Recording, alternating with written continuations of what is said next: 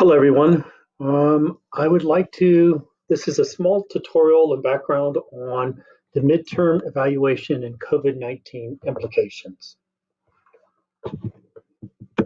So as a background, just remember as the LRO midterm evaluation was finalized in January 2020. However, we did collect this data back in August 23rd to 28th, around there, 2019. We also had a workshop, I believe, around November. So we've made a lot of progress, hopefully, since we even gathered the data. So we did have a planning session. We held it on March 13th. However, it was a compressed workshop, and it was kind of disrupted because it was also the first day that the COVID-19 was reported in country. What we did is we had different kind of tabs for different units, but when we added it all together, which we did, turned out we have 85 action points. Now, some of them are duplicates, and I think we need to come back and look at it. More importantly is that our operational environment has changed significantly, so we really need to update our midterm action plan. So there's lots of assumptions we made. We made assumptions like we could go out and do more trainings. We made the assumptions that we could do more face-to-face interactions. There was lots of underlying assumption. We could have multi-stakeholder platforms. So we need to come back. And I would like to get this in to USAID by June 30th, 2020. And I want to get that in because we can say we responded in Q3. This has been asked of us since all the way from really January. So really from Q2, we've been asked about it. And we want to take this as we move forward. So there's a couple things. One is I want you to take a look at the recommendation sheet, and I'll show you that. For here, you don't make any changes. It's only for reference. Where you're going to really be working is on the COVID impact worksheet, how that's affected our recommendations. And the other one is in 2 weeks' time or upon further directions, I'd like you to actually review the action planning worksheets and update it accordingly.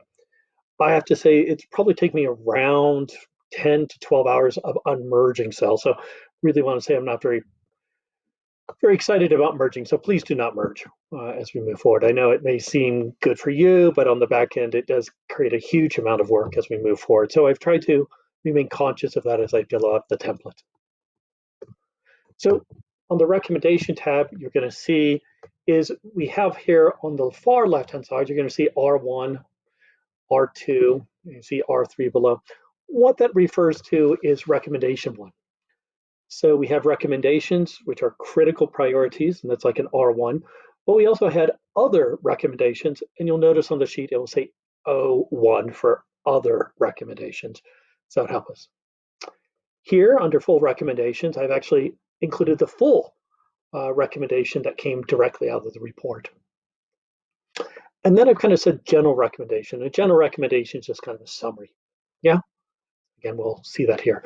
And then we have specific recommendations that came out of each one. So these really is a summary of the report, and you can refer to this tab so you can understand how it all ties together.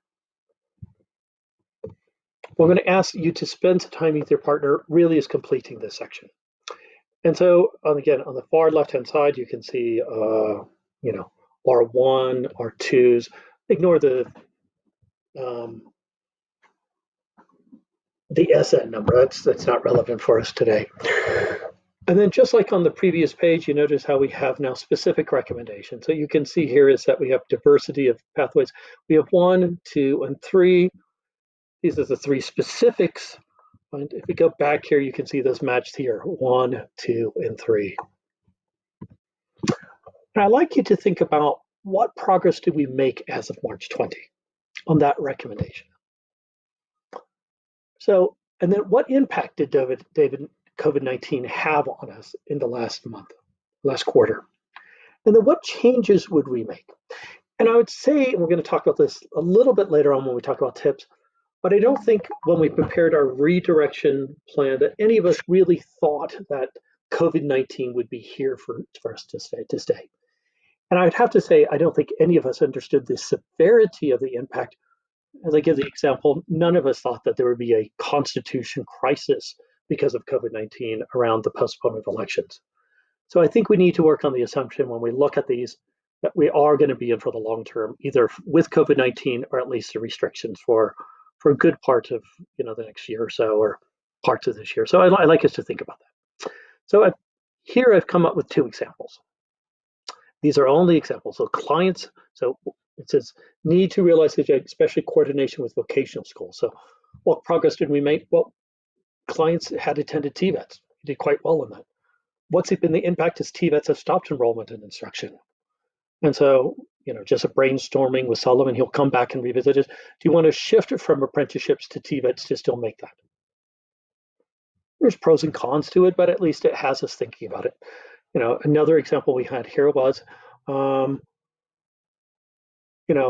following up with people that have been graduated. So, we did really well. We got some good traction on setting up job matching. But now we found out that I think out of the 80-some people that were being placed, about 63 did not either get the position or had been laid off.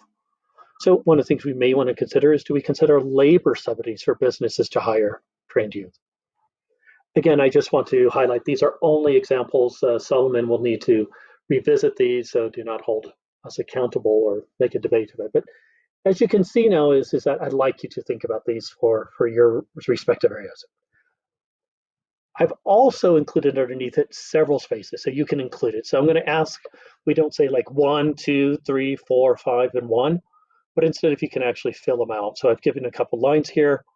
Feel free to add a column or add a row if you need to, but really let's minimize the merging here. Like I said, it took me about 12 hours of doing lots of unmerging and formatting this weekend. And then there's going to be this one. This is going to come to the very end. And so I'm not sure we're going to do this. We're not going to be doing this week, but we may do it in the next week or two. Once we agree to the general strategies, then we're going to have people kind of come back and revisit this. And this required a lot of unpacking, and we'll talk about that later on. But you can see it came up to around 85 action points that were suggested. Some of them were duplicates, but we want to think what we can do as we move forward. So again, I'm showing this only to let you know where we're going, but I don't expect you to fill this out this week. So then I thought about what are some tips when you think about completing the sheets. First of all, keep achievements broad. I don't want you to say, since quarter by March 20, we had X number of people trained. This is not the time for reporting. I'm not going to share these numbers anyways. It's a chance for you to kind of let me know, and for USA to know what have we done so far to make progress on that. But yeah, think through what are the implications of COVID-19 on the recommendation. So, you have to kind of say, well, could I do this recommendation, or how would I need to modify that? And then some options you may want to consider. One is, first of all, assume that COVID-19 restrictions or implications are going to affect us for the duration of the project, the next year and a half. You know what? Maybe it does, and it will get better.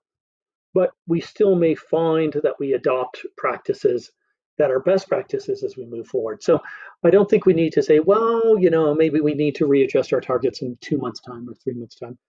I think what we need to realize is just assume this is going to be a relatively permanent state for at least this next year as we look at it. Think of what you want to include FY21 and FY22. So this annual work plan needs to be developed, and it's going to be a costed work plan, and we need to do that in August. So you can start seeing this as a first draft of that. And when we submit it to USAID and they provide feedback, that will go back into our design. Check out the CRS COVID-19 programming website for CRS staff. You can take a look at that, and they'll give you different ideas. Google your sector, plus COVID-19, access to finance plus COVID-19, labor markets in Africa plus COVID-19. And you also don't need to worry about filling out every one of these lines. So, don't worry about filling out each one of these. That's going to be okay. So what I was going to do is I'm going to just share this one now. I'm going to provide a little more guidance on how we can actually do this in a shared document. But for this purpose, I wanted you just to understand why are we doing it, and then how for you to fill out these forms. The mechanics of it I'll send out in a separate email. Thanks a lot.